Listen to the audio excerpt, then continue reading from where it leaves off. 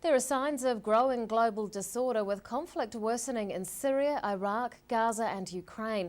And it comes at a time when New Zealand is making a push for a seat on the United Nations Security Council.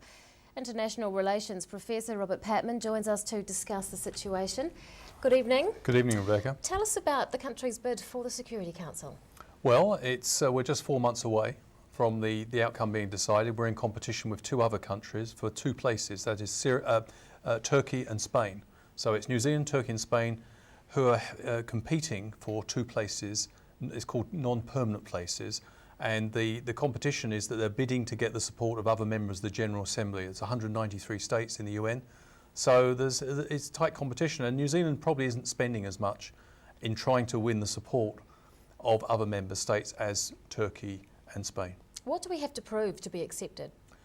I think we have to build on our credentials, as we're known as a country which is quite capable of taking independent decisions, which has no axe to grind in crucial hotspots in the world, and therefore can offer independent judgment. Also, we are representative of the majority in the UN system. We are a small or medium-sized state, and that is the majority. About 180 out of the 193 states fall into that category. So quite a few small players will be looking for New Zealand to represent their interests on the Security Council. Are we likely to make it on?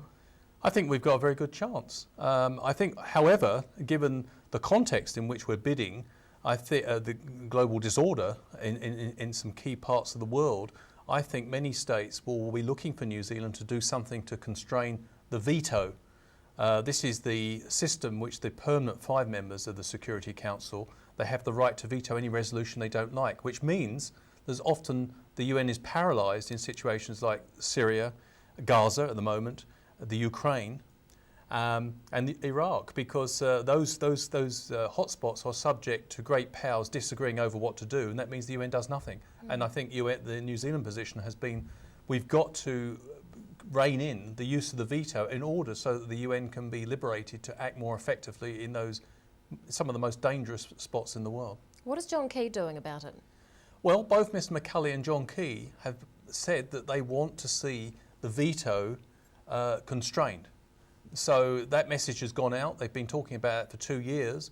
It won't be easy to persuade those who've got the veto to surrender it, but what they might agree, if there's enough pressure, if New Zealand gets enough support, they might agree to it being circumscribed or restrained in some way. I think the crucial thing here is that these conflict situations are a major challenge to a country like New Zealand, because we stand for a rules-based international order. Because we're small and potentially weak, we need the rule of law to operate globally. And therefore these situations are a major challenge to us diplomatically, but also economically. For example, in the Middle East, we get about 24% of the oil we import.